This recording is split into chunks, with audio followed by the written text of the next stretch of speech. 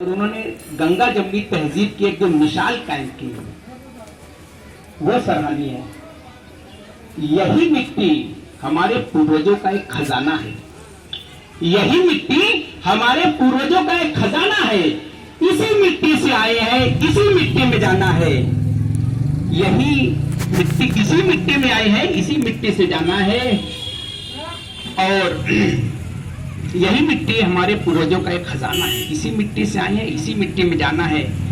कला का केंद्र है काशी, कला का केंद्र है काशी। यही बनती है वो साड़ी, मुसलमान जिसका बाना है, हिंदू जिसका ताना है। तो कबीरदास जी ताने से भी जुड़े थे, बाने से भी जुड़े थे। इसीलिए और इसी मिट्टी में यहीं से पैदा हुए और यहीं उनकी समाधि मगहर में हो गई। तो मगहर की बात तो कोई और भी बता देगा, और वो भी कहानी हो सकता है कि आगे हम उसका जिक्र करें। कबीरदास जी की जीवनी हम लोगों को सुनना, समझना, पढ़ना भी चाहिए। अब क्यों चाहिए? क्योंकि वो हमारी नजर में, जैसे उनको कहा जाता है रचनाकार थे, कवि थे, उनके अंदर एक और क्वालिटी थी, वो समाज सुधारक भी थे। उनकी नजर, उनकी लेखनी, उनकी रचना, उनके दोहे, हम दोहों के माध्यम से भी समझ सकते हैं कि वो समाज के प्रति कितना जागरूक लोगों को करने के लिए कोशिश करते थे। और वो काफी कुछ उस पर लिखते भी थे।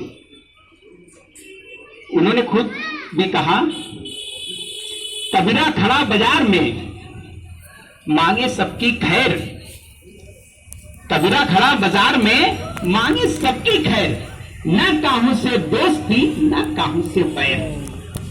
उन्होंने सीधे सीधे कहा कि हमारे लिए तो सब बराबर हैं, हम किसी से न दोस्ती करते हैं न दुश्मनी करते हैं, हमारे लिए सब बराबर हैं। क्योंकि जिस समय कबीरदास जी थे, उनको वो जिस परिवार से थे, वो पीछे ना जाकर सिर्फ ये बताना चाह रहे हैं कि वो एक बुनकर जुलाहा परिवार से थे। बाकी कहानी तो सुनने में भी आएगी और बताया भी जाएगा। वो बुनकर थे और जुलाहा थे और कपड़ा बनाने का काम करते थे। किसी शरीर की जीनत, यानी एक नंगा शरीर हो और एक तन ढका शरीर हो, तो उसकी जीनत, उसकी खूबसूरती उनके कपड़े से भी होती है। और वो जो कपड़ा बनाते थे, वो साड़ी बनाते थे और वो तन ढकने का काम करते थे।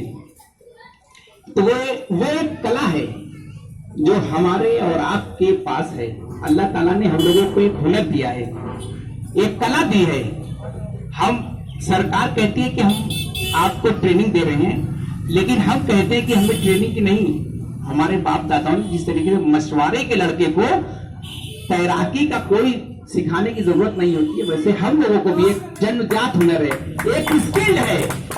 तो वो हुनर हमारे पास है। हमारी जो साड़ी बनती है वो बनारस ही नहीं, दिल्ली, कलकत्ता, मद्रास, बंबई, चेन्नई सब जगह जाती है। उसके बाद विदेश में भी जाती है, वहां पर डंका बजाती है, वहां तक पैसा लेकर आती है, सरकार को भी काम आता है। तो हमारे अंदर वो कला है, तो वो काम करते थे। वो शरीर पर साड़ी जो पहनी जाती है तो जीनत होती है। आज भी देख लीजिए, जब शादियां होती है तो खूबसूरती के लिए एक अच्छी साड़ी की जरूरत होती है। और वो दुल्हन का जो जोड़ा होता है, आज से नहीं सदियों से हम लोग बचपन से देख रहे हैं, हमारे बाप दादाओं ने बताया है कि पहले बनारसी साड़ी की वैल्यू होती है। और हर जगह आज भी वो प्रासंगिक, हर जगह वो, हर लोग उसको खरीदते हैं। तो यही कह रहे हैं कि कबीरदास जी समाज सुधारक थे। वो हर जगह यही चाहते थे कि समाज में छुआछूत ना हो, हिंसा की बात ना हो, सांप्रदायिकता की बात ना हो, और नीचे, सबसे नीचे जो व्यक्ति हो, जो गरीब से गरीब हो, निम्न स्तर का जो हो, उनकी वकालत करते थे, उनके पैरोकार थे, उनके लिए लड़ाई लड़ते थे, उनके लिए लिखते थे, उनके लिए बोलते थे। कबीरदास जी वो थे, वो पैरोकार थे।